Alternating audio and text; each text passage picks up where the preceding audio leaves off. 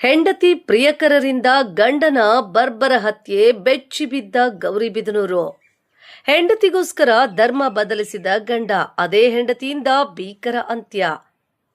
ಪ್ರೀತಿಗಾಗಿ ತನ್ನ ಧರ್ಮವನ್ನೇ ಬದಲಿಸಿಕೊಂಡ ಗಂಡನನ್ನು ಅದೇ ಹೆಂಡತಿ ಪ್ರಿಯಕರರ ಜೊತೆ ಸೇರಿ ಕೊಂದಿರುವ ಹೃದಯ ಕಲುಕುವ ಘಟನೆ ಗೌರಿಬಿದನೂರು ನಗರದ ವಿವಿಪುರಂ ಪ್ರದೇಶದಲ್ಲಿ ಬೆಳಕಿಗೆ ಬಂದಿದೆ.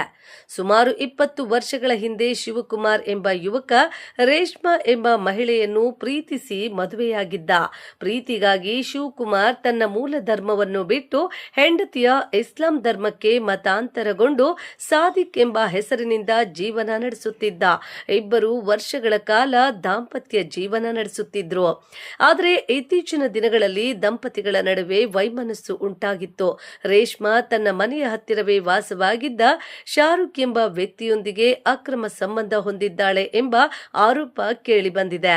ಈ ವಿಷಯ ತಿಳಿದ ಸಾದಿಕ್ ಶಿವಕುಮಾರ್ ತನ್ನ ಹೆಂಡತಿಯ ವರ್ತನೆಯ ಬಗ್ಗೆ ಅನುಮಾನ ವ್ಯಕ್ತಪಡಿಸುತ್ತಿದ್ದ.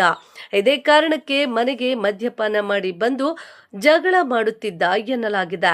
ಈ ಜಗಳಗಳು ಹೆಚ್ಚಾಗುತ್ತಾ ಬಂದ ಹಿನ್ನೆಲೆಯಲ್ಲಿ ತನ್ನ ಅಕ್ರಮ ಸಂಬಂಧಕ್ಕೆ ಅಡ್ಡಿಯಾಗುತ್ತಿದ್ದಾನೆ ಎಂಬ ಕಾರಣಕ್ಕೆ ರೇಷ್ಮಾ ತನ್ನ ಪ್ರಿಯಕರ ಶಾರುಖ್ ಜೊತೆಗೂಡಿ ಸಂಚು ರೂಪಿಸಿದ್ದಾಳೆ ಎಂಬ ಶಂಕೆ ವ್ಯಕ್ತವಾಗಿದೆ.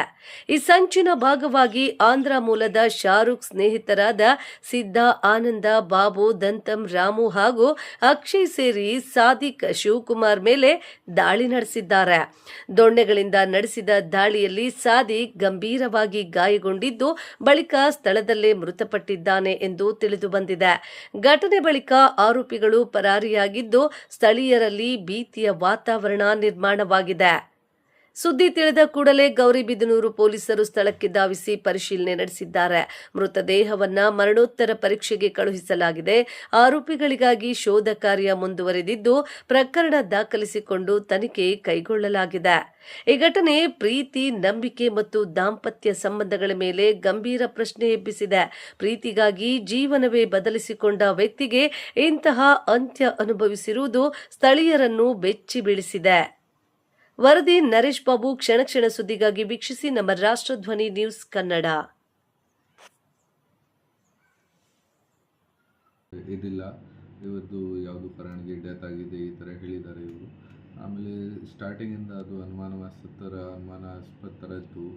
ಸೊ ನಾವು ಕೂಡ ಎಲ್ಲ ಸೀನಿಯರ್ ಆಫೀಸರ್ಸ್ ವಿಸಿಟ್ ಮಾಡಿ, ಸೀನಿಯರ್ ಕ್ರೈಮ್ ವಗೇರ ಆಫೀಸರ್ಸ್ ವಿಸಿಟ್ ಮಾಡಿ ಎವಿಡೆನ್ಸಸ್ ಎಲ್ಲ ಕಲೆಕ್ಟ್ ಮಾಡಿದ್ದಾರೆ. ಆಮೇಲೆ ಸಿನ್ಸ್ ಸ್ಟಾರ್ಟಿಂಗಿಂದ ಸ್ವಲ್ಪ ಡೌಟ್ ಇತ್ತು, ಅವ್ರದ್ದು ವರ್ಜನ್ ಮ್ಯಾಚ್ ಆಗಿಲ್ಲ. ಆ ಬಾಡಿದು ಕೈಗೆ ಎಲ್ಲ ಫ್ರ್ಯಾಕ್ಚರ್ ಆಗಿತ್ತು ಮತ್ತು ಬಾಡಿ ಮೇಲೆ ಕೂಡ ಬೇರೆ ಬೇರೆ ಇಂಜುರೀಸ್ ಇತ್ತು. ಮತ್ತು ಏನು ಎವಿಡೆನ್ಸ್ ವಗೇರ ಡಿಸ್ಟ್ರಾಯ್ ಮಾಡಿದ್ದಾರೆ ಆ ಥರದ್ದು ಕೂಡ ನಮ್ಮ ಗಮನಕ್ಕೆ ಬಂದಿತ್ತು.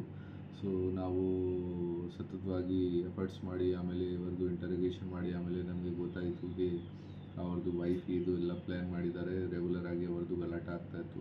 ಸೊ ವೈಫ್ ಅವರ ಫ್ಯಾಮಿಲಿ ಮೆಂಬರ್ಸ್ಗೆ ಹೇಳಿ ಅಲ್ಲಿಂದ ಹುಡುಗರಿಗೆ ಕರೆದು ರಾತ್ರಿವರೆಗೆ ಹೊಡೆದಿದ್ದಾರೆ. ದೋಣೆ ವಗೇರೆಯಿಂದ ಕೈಯಿಂದ ಈ ಥರ ಹೊಡೆದಿದ್ದಾರೆ. ಅವ್ರಿಗೆ ಈ ಥರ ಹೊಡೆದಿದ್ದಾರೆ. ಈ ಕಾರಣ ಇಂಜುರೀಸ್ ಕಾರಣ ಬಗ್ಗೆ ಅವ್ರದ್ದು ಡೆತ್ ಆಗಿತ್ತು ರಾತ್ರಿ 1:32 ಅರೌಂಡ್. ಬಟ್ ಇವರು ಯಾವುದು ಕಾರಣಕ್ಕೆ ಅವರಿಗೆ ಹಾಸ್ಪಿಟಲ್ ಕರ್ಕೊಂಡು ಹೋಗಿಲ್ಲ ಟ್ರೀಟ್ಮೆಂಟ್ಗೋಸ್ಕರ, ಮತ್ತು ಪೊಲೀಸ್ಗೆ ಕೂಡ ಇನ್ಫಾರ್ಮ್ ಮಾಡಲ್ಲ.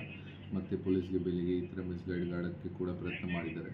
ಈ ಕೇಸಲ್ಲಿ ಈಗ ನಾವು ಎಲ್ಲ ಆರೋಪಿಗಳಿಗೆ ಅರೆಸ್ಟ್ ಮಾಡಿದ್ದೀವಿ. 5 ಜನ ಹುಡುಗರು ಬಂದಿತ್ತು. ಈ ಲೇಡಿದು ಬ್ರದರ್ ಮತ್ತು ಅವರ ಫ್ರೆಂಡ್ಸ್, ಲೇಡಿಗೆ ಮತ್ತು ಇವರ ಫ್ರೆಂಡ್ಸ್ಗೆ ಮತ್ತು ಬ್ರದರ್ಗೆ ಎಲ್ಲರಿಗೆ ನಾವು ಈಗ ಅರೆಸ್ಟ್ ಮಾಡಿದ್ದೀವಿ.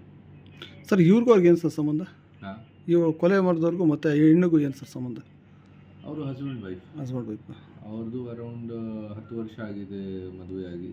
ಇವರು ಬಟ್ ಹಸ್ಬೆಂಡ್ ಏನು ಕೆಲಸ ಮಾಡ್ತಾ ಇಲ್ಲ, ಎಲ್ಲ ವೈಫ್ ಮೇಲೆ ಡಿಪೆಂಡೆಂಟ್ ಇತ್ತು. ವೈಫ್ ಏನು ಹೊರಗಡೆ ಕೆಲಸ ಮಾಡ್ತಾಯಿತ್ತು ಯಾವುದೋ ಫ್ಯಾಕ್ಟ್ರಿಯಲ್ಲಿ, ಅವ್ರ ಮೇಲೆ ಡಿಪೆಂಡೆಂಟ್ ಇತ್ತು. ಇದೇ ಕಾರಣ ಬಗ್ಗೆ ಒಂದು ರೆಗ್ಯುಲರ್ ಆಗಿ ಗಲಾಟೆ ಆಗ್ತಾಯಿತ್ತು ದುಡ್ಡುಗೋಸ್ಕರ. ಮತ್ತು ಮ್ಯಾರಿಟಲ್ ಡಿಸ್ಪ್ಯೂಟ್ಸ್ ಬೇರೆ ಕಾರಣ ವಗೇರೆ ಕೂಡ ಇತ್ತು. ಈ ಕಾರಣ ಬಗ್ಗೆ ಇವರು ಕೂಡ ರೆಗ್ಯುಲರ್ ಆಗಿ ಅವ್ರ ಜೊತೆ ಗಲಾಟೆ ಮಾಡಿಕೊಂಡು ಅವರಿಗೆ ಹೊಡೆದಿದ್ದಾರೆ. ಈ ಥರ ಕೂಡ ನಮ್ಮ ಗಮನಕ್ಕೆ ಬಂದಿದೆ. ಸೊ ಈ ರೆಗ್ಯುಲರ್ ಗಲಾಟೆ ಕಾರಣ ಬಗ್ಗೆ ಇವರಿಗೆ ಫ್ಯಾಮಿಲಿ ಮೆಂಬರ್ಸ್ ಜೊತೆಗೆ ಇವರು ಪ್ಲ್ಯಾನ್ ಮಾಡಿ ಈ ಥರ ಆಫೀಸ್ ಕಮಿಟ್ ಮಾಡಿದ್ದಾರೆ.